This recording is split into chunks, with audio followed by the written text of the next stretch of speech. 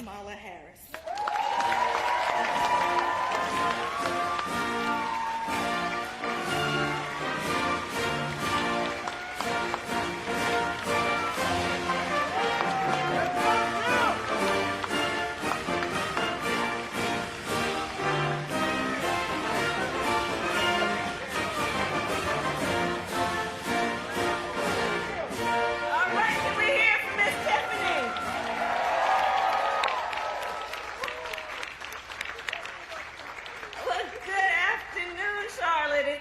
To be back. Good afternoon. You know, Miss Tiffany and I were talking in the back, and I said, you know, the president, who I'm going to speak up in a moment, the president, I talked to him this morning. I told him I was on my way here, and he said, tell everybody hello. And he knew why I was here, which is to talk about what we are doing to connect folks to high-speed internet. And the work that we're doing in Washington, D.C., the work that we are doing in terms of the policy work, it's not real until it hits the streets. It's not real until real people have the ability to take advantage of what we hope will help them and uplift their lives. And the connectivity, if you will, between what we do in Washington, D.C. and it hitting the streets of Charlotte are people like Ms. Tiffany. So she makes all the difference. So again,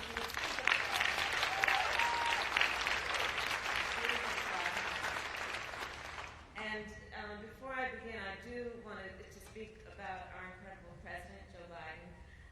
This morning, he and I spoke by phone. He is in good spirits. He is feeling well.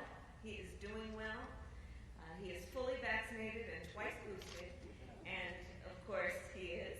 And as everyone we would encourage who is eligible would do the same.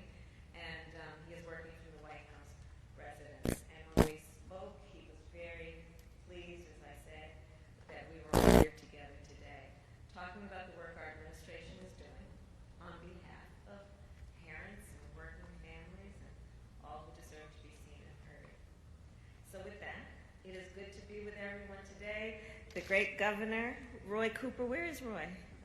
He was here earlier. He's been with me He's been with me all morning, met me on the tarmac. And I have to tell you, Roy Cooper is extraordinary because there's so much about we are doing that is about getting these resources to folks. But we cannot do it if there's not a governor in place who takes seriously the importance of the partnership to make sure that they don't let anything get in the way of the services and resources getting to the people of the state. So I really do thank Governor Roy Cooper for all that he has done. If we could applaud him, please.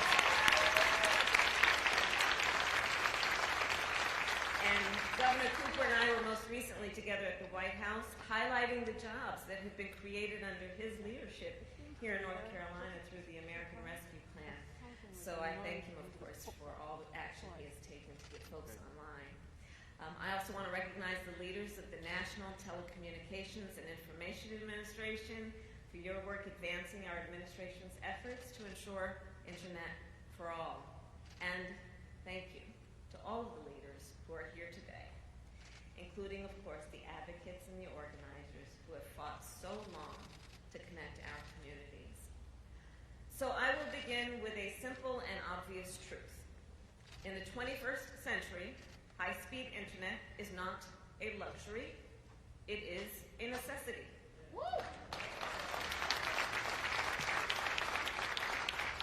It's as basic as what we have come to accept over generations, how electricity is a necessity. Same point. Students use the internet for so many reasons that are in pursuit of their education, including to attend virtual classes. Workers use the internet to find jobs and receive training. Seniors use the internet to see a doctor without leaving their home. For so many of us, the internet is an essential part of our daily lives. And yet, more than 30 million people in our country still do not have access to high-speed internet. Think about that. It's a lot of folks. And millions more cannot afford the cost of a high-speed plan. Every person in our nation, no matter how much they earn, should be able to afford a high-speed internet plan. So last year, our administration invested $65 billion through the bipartisan infrastructure law to help connect every household in our country with affordable high-speed internet, and to lower monthly internet bills for tens of Americans through an initiative that we're here to talk about today called the Affordable Connectivity Program. So this program provides working families with up to $30 a month off of their internet bill, or $75 a month for those living on tribal lands, and it also gives families a one-time discount of up to $100 to purchase a laptop, a desktop computer, or a tablet.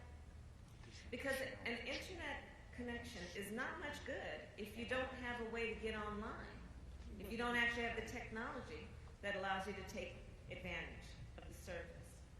So we have been working with internet service providers to make sure they offer plans for $30 or less a month, which means the vast majority of households eligible for the Affordable Connectivity Program can receive high-speed internet without paying a dime.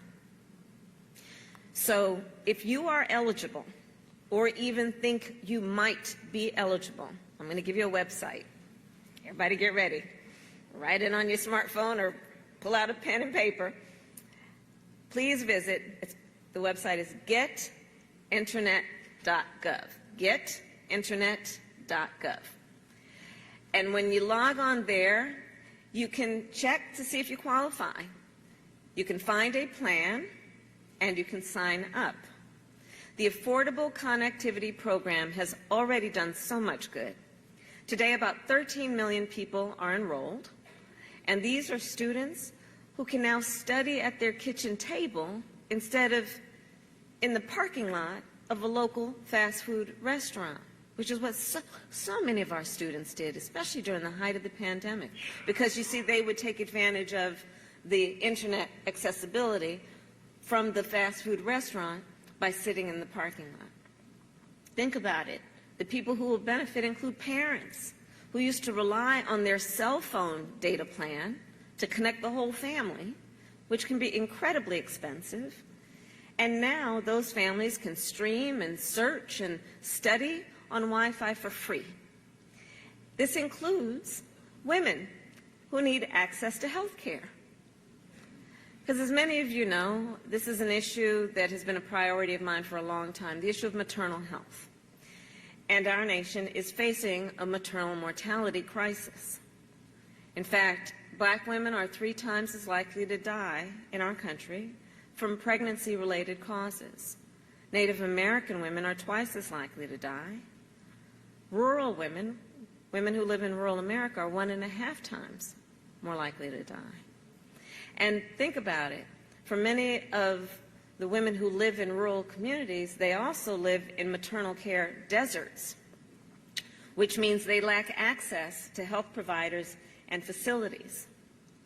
But with high-speed internet connection and through telehealth, these women can access life-saving maternal care.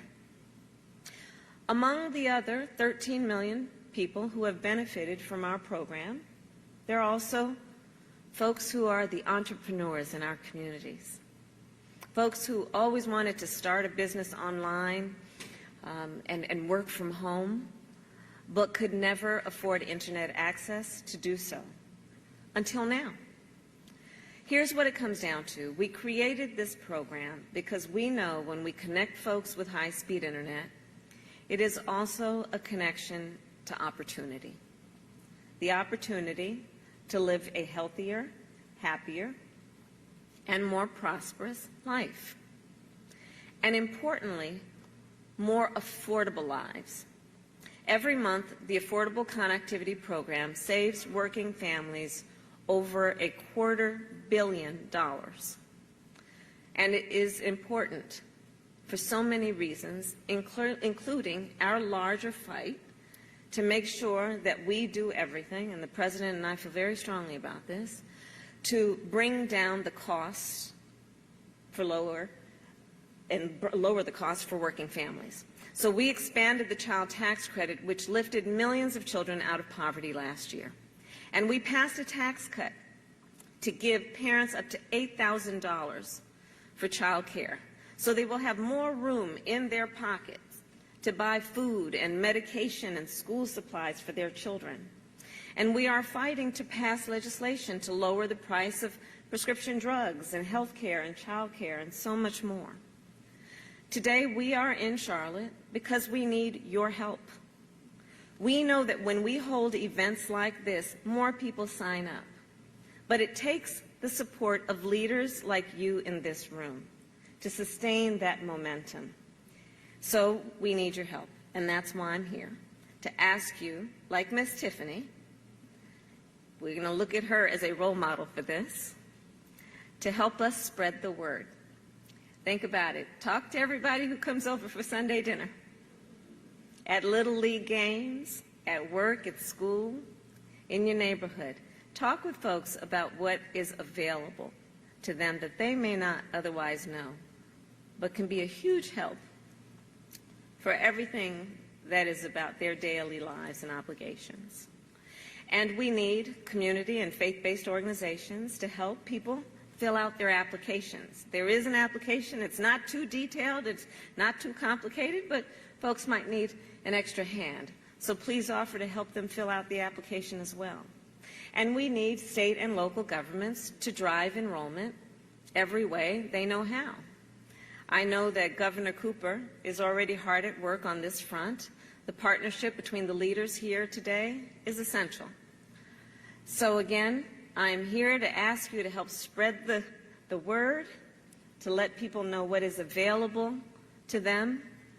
And like Tiffany's story, when we see people take advantage of it, we see so much good that is not only about that individual, but truly is about their family and the community as a whole.